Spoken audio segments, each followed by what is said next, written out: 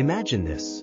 It's a sweltering afternoon in a crowded Palenque, and Maria, a single mom from Tonda, stares at the rice stall.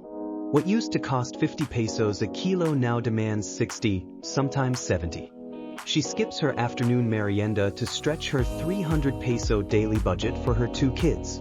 This isn't just her story, it's the reality for millions in the Philippines, where rice isn't just food, it's life. Welcome to our deep dive into the rising price of rice and why it's hitting the poorest hardest. By the end, you'll see why this crisis demands our attention now. Let's start with the numbers. In early 2025, rice prices skyrocketed to a 15-year high, with inflation surging 24.4%, the sharpest in over a decade. A sack that families bought for 1,800 pesos jumped to over 2,500 in Cebu by August, up 130 pesos in just a week.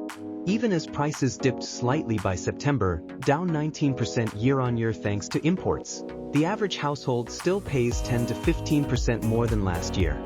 Why the roller coaster? It's a perfect storm of factors, none sparing the vulnerable. First, nature's wrath.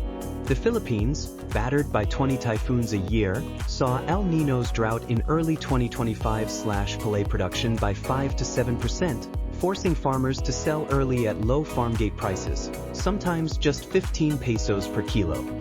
Floods from monsoon rains then rotted stockpiles in warehouses. Add global chaos. India's export ban in 2023 lingered into 2025, jacking up import costs. We imported 3.5 million tons, but at premiums up to 20% higher. Locally, middlemen and landlords squeeze smallholders, who farm 80% of our rice but earn less than 200 pesos a day after costs. Policies play a role too. Tariff hikes from 35% to 40% on imports aim to protect farmers, but experts warn they'll stoke inflation and food insecurity for low-income families. Now, the human cost. Especially for the poor. Rice is our staple, making up 30 to 40% of the poorest household's food budget. With 25 million Filipinos below the poverty line, earning under 13,000 pesos monthly, a 10 peso hike per kilo means choosing between kanin and ulam, or school supplies and a full meal. In 2025, this drove millions deeper into hunger. Food insecurity hit 28% of families, with kids in urban slums skipping meals 3 times a week. For the bottom 30%, minimum wage earners at 610 pesos a day in Metro Manila, rice inflation erodes 15% of their income, pushing malnutrition rates up 12% among children under 5. It's a vicious cycle. Poor nutrition weakens workers, cuts productivity, and traps generations in poverty. Maria's kids? They're the faces of this, thinner smiles, dimmer futures. But why does it hurt the poor more? Wealthier folks pivot to quinoa or imports, the masa can't.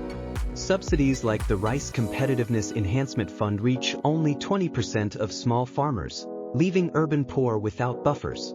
Transport costs in traffic-choked cities add 5 to 10% to retail prices, hitting informal settlers hardest. No car, no bulk buys. And with 60% of the poor in informal jobs, vendors, laborers, any price spike means debt or desperation. It's not just economics, it's dignity stripped away, one empty pot at a time. Yet, glimmers of hope shine through. Community rice banks in Quezon share harvests, cutting costs 20% for members. The government's push for hybrid seeds could boost yields 15% by 2026, stabilizing supply. But we need more, smarter imports without tariffs that punish the plate, investments in irrigation for 1.5 million hectares, and fair trade laws to end middlemen monopolies. Everyday heroes like you, advocating for the poor, supporting local co-ops, can tip the scales. So, next time you scoop that extra cup of rice, think of Maria and millions like her. The rising tide of prices shouldn't drown the poorest. Demand change, sign petitions, buy from small farmers, amplify their voices. Together, we can make every meal a victory. Thanks for watching. Hit like if this moved you, subscribe for more on Pinoy realities, and share your story below. Rice is life, let's keep it affordable for all. Salamat and mabuhay!